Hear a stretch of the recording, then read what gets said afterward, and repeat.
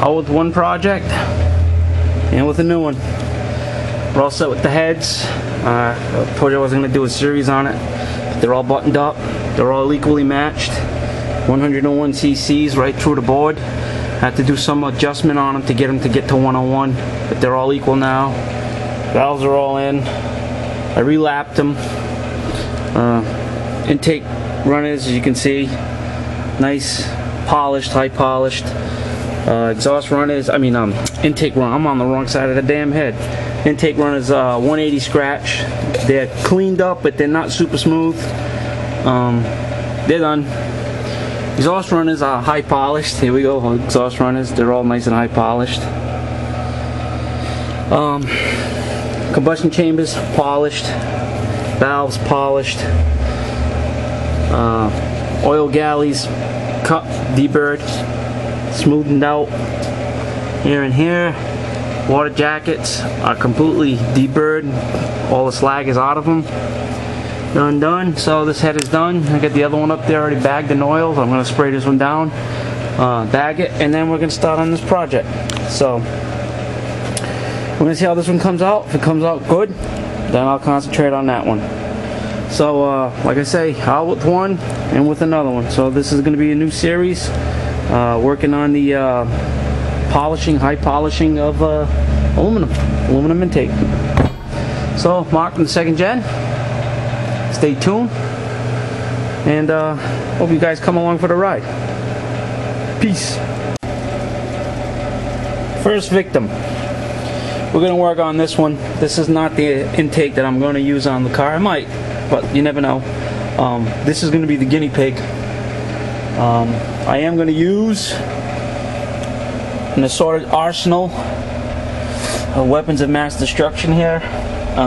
For the most part, we're going to use a flat disc, right angle. I actually have scouring pads. I'm not going to use the abrasive discs. I got the right angle with the little wire wheel adapter on it. I'm going to take all the deburring tools off. We're going to use drum discs and cone discs, a little right angle mini DA sander. We're going to use these wire brushes now just to degrease and descale. As you can see, I got a lot of crap in this one. I am going to wash it down with some carb cleaner and get most of the junk off of it. I have to clean the intake runners as well. So we first step is in this whole process is just getting all the gunk off of it, so we have a clean palette to work with. I'm going to try to remove all the plugs. Some of these are in and they're going to stay, but I'm going to try to pull these plugs out and start from there. So first part of this whole process is essentially we're going to be using all the wire brushes, even a hand wire brush, and we're going to try to get it cleaned up and descaled, and then from that point we'll assess the damage. Also, we're going to try to get these off. So this will probably be the first step, getting all these plugs out. And you all know about oxidized aluminum in metal. So this is a little trip. If this one comes out good, and then we'll have this bad boy up on deck. This one is really clean and in really good shape, so hopefully it won't take that long. I think this one's going to consume a lot of time, but essentially it's not the destination, it's the journey on this one, so we'll see how it goes. Alright, so I'll bring you back when this is all stripped down and degreased and cleaned. Back in a bit. Alright guys, I'm back. First step, it's really slow going, so I brought out the big gun. It's a really aggressive wire wheel. It wouldn't be a cut brush because it's kind of like I'd call it a plate brush. Dug quite a bit of that oxidation out, and then I switched over to the little mini cut brush on the angle die grinder, and that worked pretty good. It pretty much got to what you see here. Then I grabbed my little angle mini DA, and put 80 grit on it, and I was starting to cut, but then this thing seized up on me again, so I got to take it apart.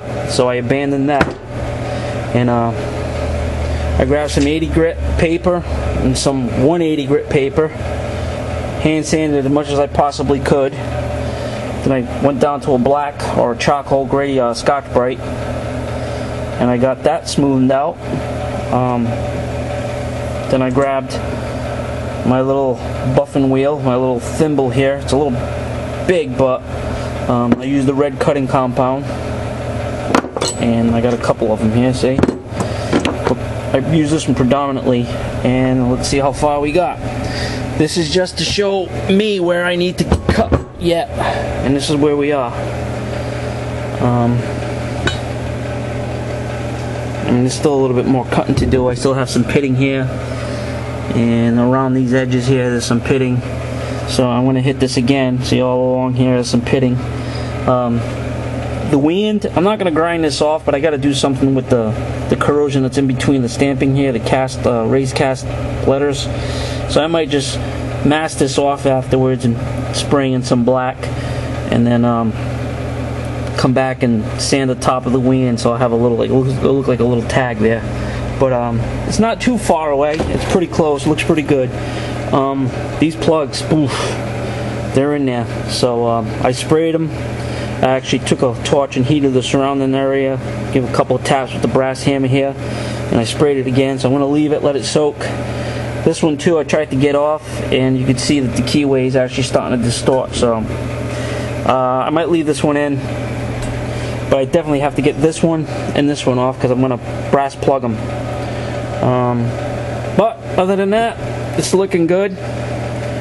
I'm liking it. I got a little bit more sanding to do, refine it. I kind of like that look right there, so I might not be going too much further with it. So we're getting close. I think this intake's actually going to go a lot better because it's not as bad of a shape as this one was. This was really corroded, and I don't have that many little intricate little areas here to work with. For the most part, it's pretty straightforward. I mean, the air gap here, but I might even leave that rough cast and just polish the outside edges, and then try to get in here as best I can too. I might just go just this little lip here high polish and leave that all cast. But those runners look a lot better than these. They're a lot more smoothness to them. There isn't so much low spots, and oh, it's tough, man. This one's really tough. So I mean, I got all these contours in here that I got to deal with, and for the most part, hey, looks alright. So I'll probably do another video afterwards when it's all said and done, and then we'll compare the two. But for the most part, it is working out, and I'm really pleased with the results. So a little bit of elbow work, a little bit of time. It's probably about an hour and a half right here, and I could refine it a bit more, which I think it is, but I got to get some smaller bobbins so I can really get into these little nooks and crannies. But yeah, high polishing aluminum. So we'll see how it goes. If I don't like it, I can sand it down with a finer grit, try to get more of the pitting out, and take it from there. But it looks good. Looks good. So now I understand why when you go on the Summit catalog or the Jegs catalog, and you got the regular cast aluminum intake, and then you got the high polish one right alongside it. It's like an extra $300 for the high polish. There's so much work involved. So yeah, looks good. So Mark from the second gen. A little update on the intake. Like I said, the heads are done and bagged. Motor's going to be sent out to the machine shop. Just waiting on some fundage. We all know what fundage is, you know. You got priorities first, and you got to take care of that. And then if you got extra fundage, then you can play with it. So be well, be safe. Take care, guys. And next video, we'll see this thing all nice and gleaming and shining and done throughout. And then we'll compare them. And then maybe that one will be all nice and gleaming and done too. So see you on the next one, fellas. Take care. Peace.